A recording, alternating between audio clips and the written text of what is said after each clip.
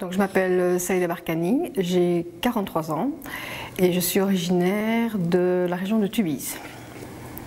Mon projet quand j'étais petite, c'était de réussir en fait. Je peux pas l'expliquer autrement. Mon projet vraiment, je me vois encore rêver, c'était on s'en fout dans quel domaine je vais réussir, mais je veux réussir. Je veux réussir ma vie, je veux aller jusqu'au bout de mes rêves. Pour moi, c'était vraiment ça, ma réussite à moi. Donc j'ai achevé l'école secondaire, j'ai été jusqu'en 5e secondaire. Et ensuite, en 5e secondaire, j'ai arrêté. J'ai fait une année de battement, des petits cours à gauche à droite, des petits boulots à gauche à droite. Et puis je me suis mariée.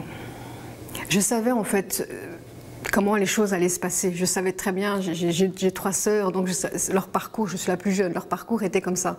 À partir d'un certain âge, elles ont arrêté l'école, elles se sont mariées et voilà. Puis c'était, entre guillemets, c'était fini. Moi, je savais que ça allait m'arriver aussi, donc j'en profitais un maximum. J'étais un peu tête brûlée, donc qui n'écoutait jamais rien.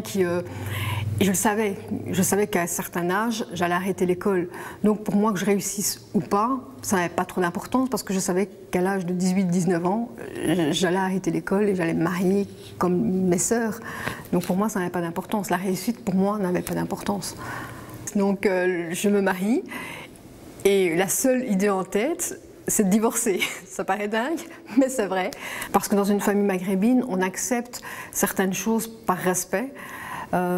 Parce qu'il y a énormément de respect, je pense dans beaucoup d'autres familles bien sûr, mais chez nous en tout cas c'est très très fort, on accepte les choses par respect. Mon père me l'avait demandé, moi j'adorais mon père, enfin, j'adore toujours d'ailleurs, et quelque part j'ai pas osé lui dire non. Et je lui ai dit oui, ok, je vais me marier, mais en moi-même j'ai dit mais de toute façon pour moi mes plans étaient bien faits, hein. Mes plans étaient bien ficelés, c'était un plan vraiment parfait. Mais les plans parfaits, ça n'existe pas. Donc j'ai accepté, je me suis mariée et voilà. Tant qu'à faire, je me suis mariée avec quelqu'un d'assez violent. Donc je ne sortais pas de la maison, je ne travaillais pas et je lisais beaucoup. Je lisais vraiment tous les livres qui me passaient sous la main. Je lisais, j'essayais vraiment de m'informer un maximum parce que je ne pouvais pas sortir comme toutes les femmes, je ne pouvais pas sortir comme je voulais. Et donc j'essayais vraiment de m'informer un maximum à la maison. Donc la situation elle s'est inversée quand il m'a envoyée pour la 3e fois à l'hôpital. Et là en fait j'ai vu mes parents en fait qui prenaient encore sa défense. Mais c'est pas grave, patiente, il va changer. Et en fait là j'ai dit mais non en fait non c'est pas pour moi, c'est pas. Au-delà en fait de la violence physique, c'est pas pour moi, quand je dis c'est pas pour moi, c'est cette mentalité, je voulais pas faire grandir mon fils déjà comme ça, je voulais pas moi évoluer comme ça, je voulais pas me dire en fait que c'est comme ça en fait. Voilà, dans ma culture, je voulais pas admettre que c'était comme ça et c'est pas comme ça de toute façon. J'ai attendu qu'il parte travailler et un peu comme dans les films, j'ai attendu qu'il parte travailler, j'ai ramassé toutes mes affaires, j'ai appelé un déménageur et je suis partie. Je suis partie chez une de mes sœurs, donc je me suis retrouvée sans logement, sans boulot, avec un gosse. J'en rigole, mais c'était pas comique à l'époque. Mais voilà, mais j'étais libre. J'avais plus de coups sur moi, donc j'étais libre. Et tout a commencé là en fait. C'est quand je l'ai quitté que tout a commencé. J'envisageais à long terme, toujours et encore aujourd'hui, de réussir.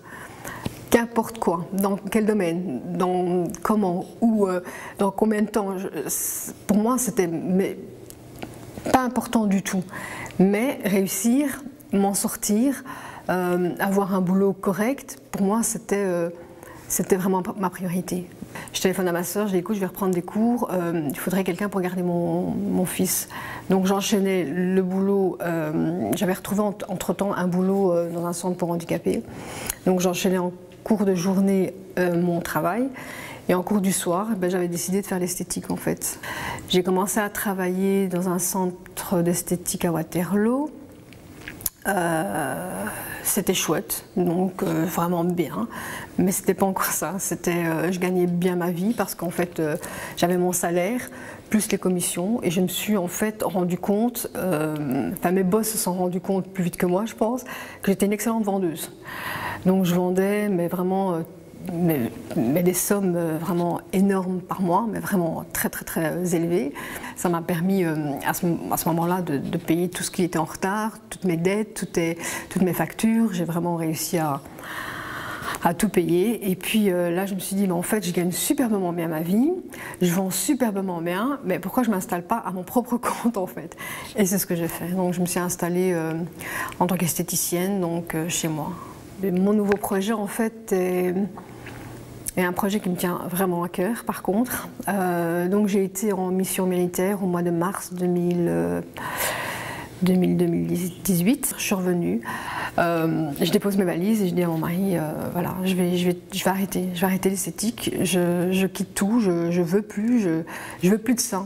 Et j'avais un autre projet dans ma petite tête là qui était en train de mûrir.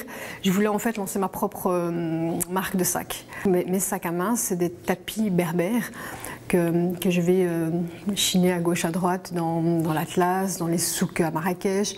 Et c'est des tapis qui sont faits par des femmes depuis des années et des années. Et donc avec ces sacs, en fait, chaque sac qui sera revendu, mais il y aura en fait une histoire de 10% à une association de femmes. Donc femmes battues, femmes violées, femmes rejetées.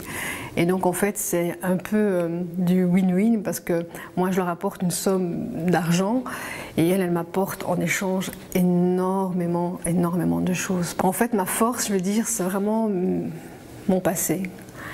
Mon passé, mon vécu. C'est vrai qu'on peut dire, ben voilà, ouais, c'est une femme battue, elle n'a pas eu facile, on peut le dire. Mais en fait, ça c'est ma force.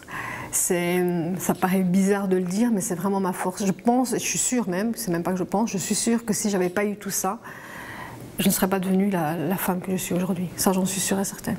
Si des personnes sans études, sans un bal, sans rien, mais vraiment sans rien, arrivent à réussir, donc moi je pars du principe que tout le monde peut réussir.